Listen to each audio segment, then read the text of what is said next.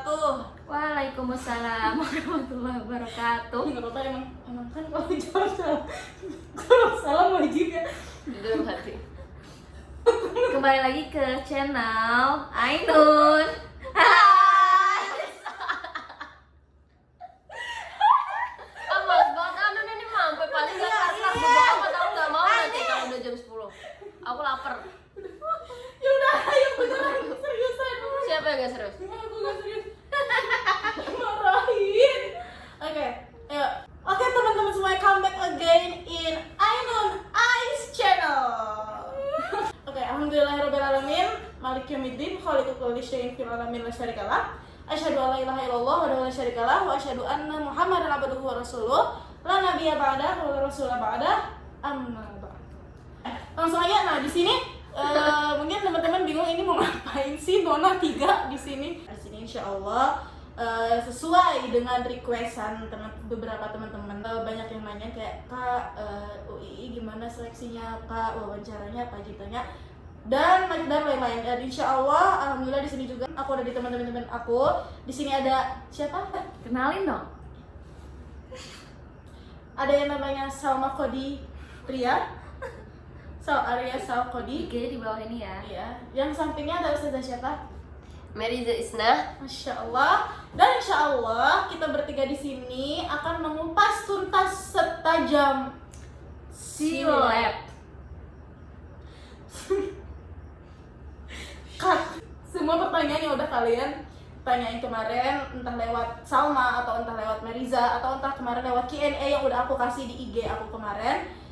Hari ini kita akan ngebahas tentang seleksinya bagaimana kemarin masuk ke sini, juga wawancaranya apa aja sih yang ditanyain, kayak gitu-gitu mungkin ya. Dan Berkas-berkas kali. iya, berkas-berkas juga. Dan mungkin teman-teman juga nanya, ini fakultas turas nih, fakultas apa sih gitu kan. Dan kaifa gitu, hal natakallam, hal nastakhdim lughatal injiliziyah wal arabiyah wal kilahuma. Insyaallah sanujibuna. Ayo wasak ya dah. Mana nak tabaan min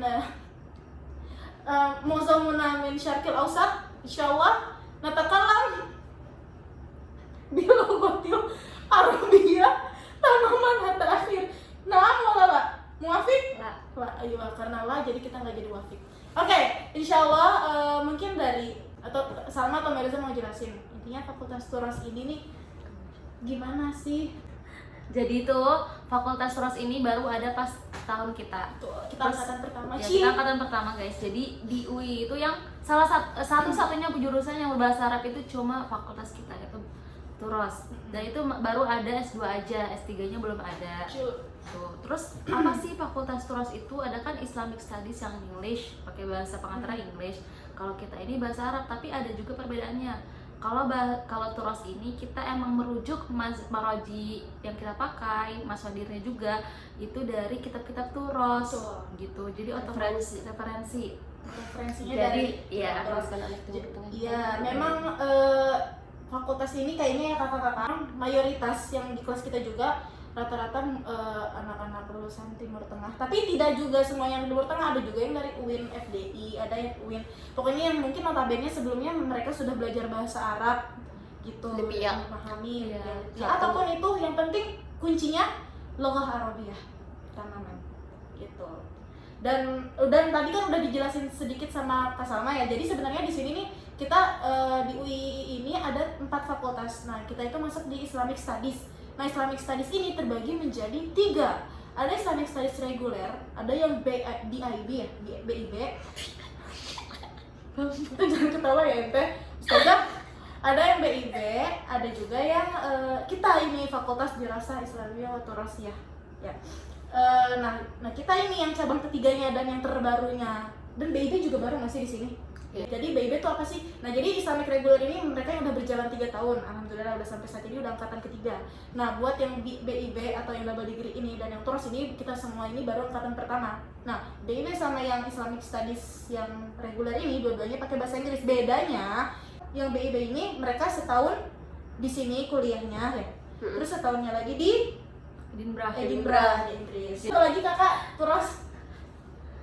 terus jadi jalurnya kita tuh gimana sih biar masuk UII? Pertama ada pemberkasan. Kedua, wawancara. Jadi yang lulus pemberkasan itu nanti dapat email untuk bisa ikut wawancara. Betul. Nah, nanti juga pas setelah wawancara dapat email lagi itu lulus atau tidaknya. Nah, pemberkasan itu apa aja sih yang perlu kita siapin nih di pemberkasan? Check it out. Check it out. Cing. Di sini ada. Nggak bisa ngedit guys, maaf. Kita seadanya aja ya, podcastnya sederhana aja.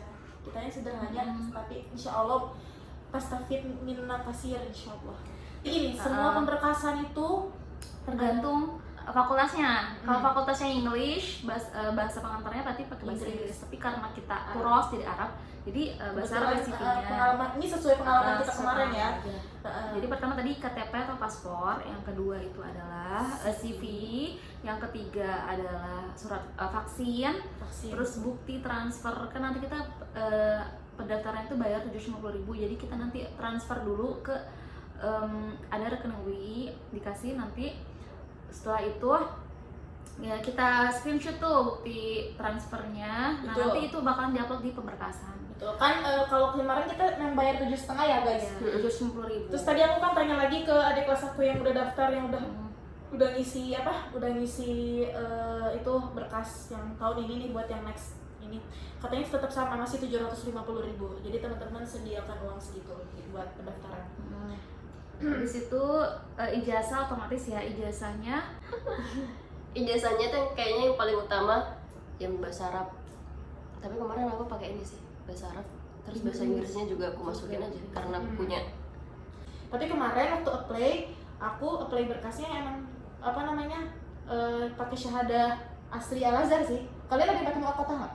aku Nah, enggak. ya mereka berdua pakai masih muakkotah karena yang aslinya belum jadi kan. Kalau aku kemarin pakai yang asli.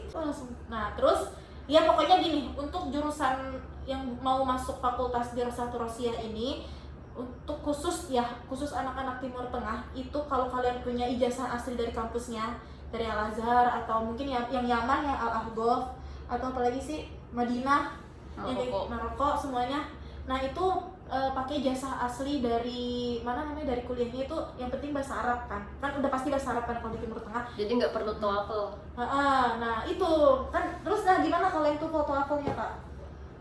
Kalau misalnya lulusan Timur Tengah, karena bahasa pengantarnya itu bahasa Arab, jadi nggak perlu lagi TOEFL. Tapi kalau misalkan kuliah misalnya di Indo nih, dia kan belajar bahasa Arab, sastra Arab nih, dia tetap butuh TOEFL gitu.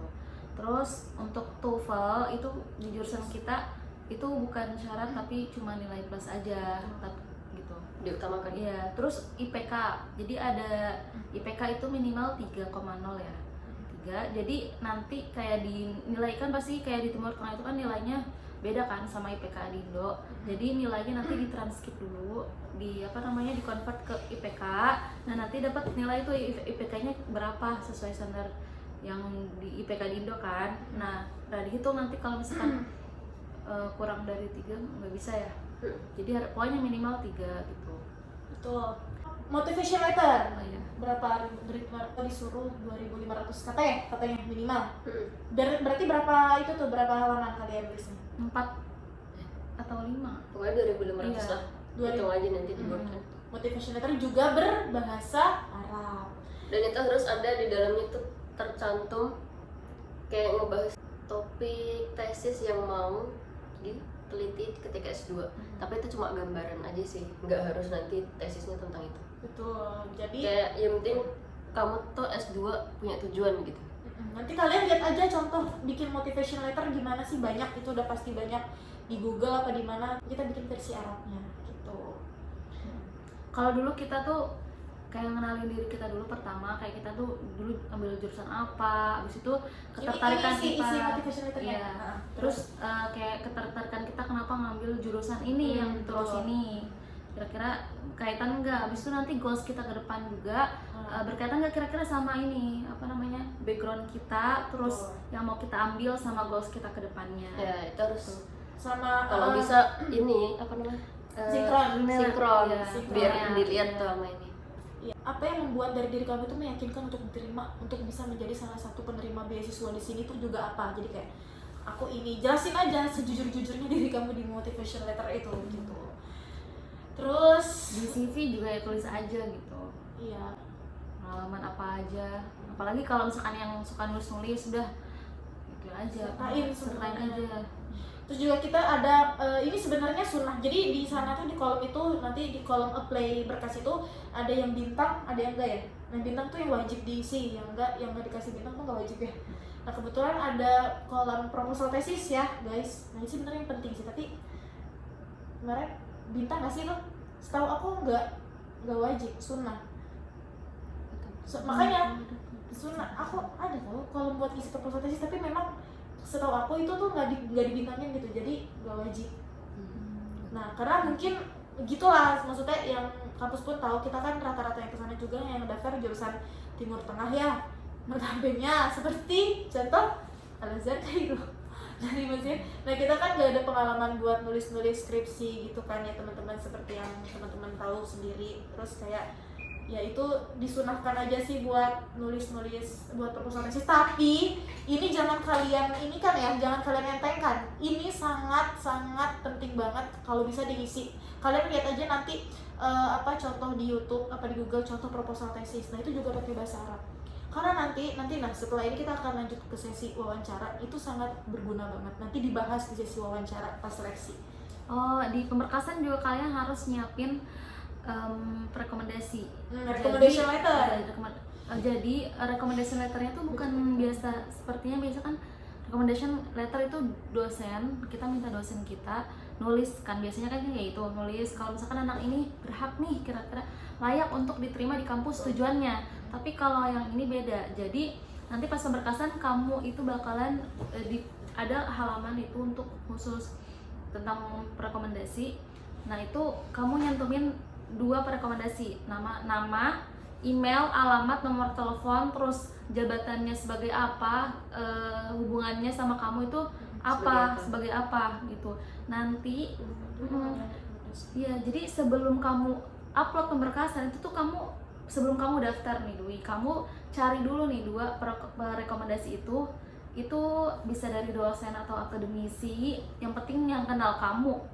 Jadi yang tahu, paling penting bisa ngejawab email itu. Bisa ngejawab email itu. Nanti karena emailnya itu berbahasa Inggris ya. Iya, berbahasa Inggris. Terus nanti tugasnya rekomendasi itu apa? Jadi kan tadi kamu udah nyantumin nih nama beliau, email dan sebagainya di kolom pemberkasan. Setelah kamu submit itu nggak lama kemudian, mungkin Auto sih, auto langsung kekirim ya.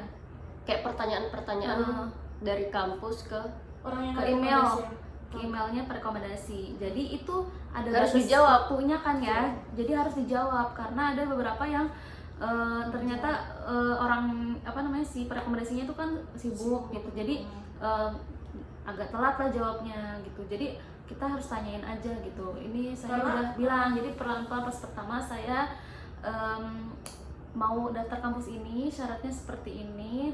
Nanti bilang kalau setelah saya submit itu langsung dikirimin email, silakan dicek emailnya. Kalau jadi benar setelah kamu submit dicek lagi, terus abis itu ada rentang waktunya untuk mengisi biar nggak ketinggalan nanti, nggak kadaluarsa. Iya, biar nggak lupa ngisi linknya.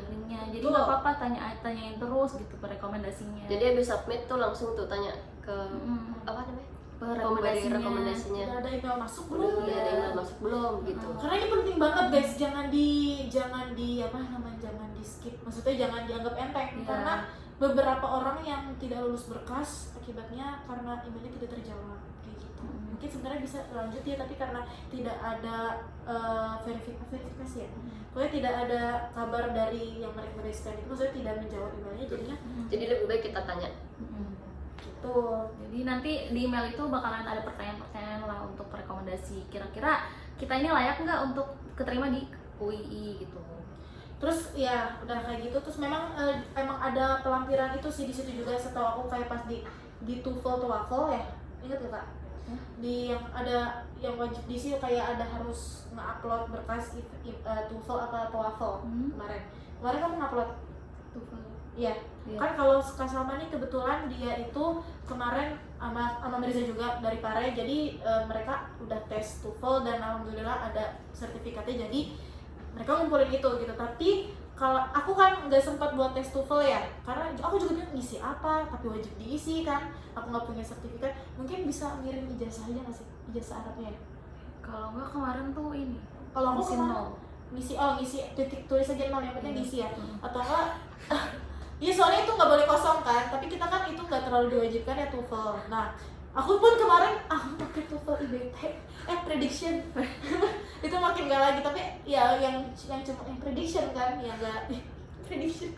Nah terus ada juga teman aku yang cowok, teman aku dia pakai ini, kalau anak Bandung itu kan kalau habis lulus Darul Lugoh nggak kayak anak Abanat kalau waktu ini yang buat di Mesir ya. Ini kalau misalkan lulus Darul Lugoh ada kayak sertifikat dari kampusnya gitu loh, kayak lembaran kertas DL. bukti DL, dia udah kelar DL. Nah itu dia upload itu, dia scan itu. Kalau bisa jadi pengganti buat TOEFL gitu. Iya benar. Kalau kita kebetulan nggak ada ya. Jadi ya udah. Mungkin bisa pakai cara sama tadi, atau mungkin Lab. apa kayak aku, kalau aku kemarin ya TOEFL prediction, tapi jangan sih. Berdoalah sungguh-sungguh. Berdoalah sungguh-sungguh, intinya mungkin hoki kan. Jangan hoki.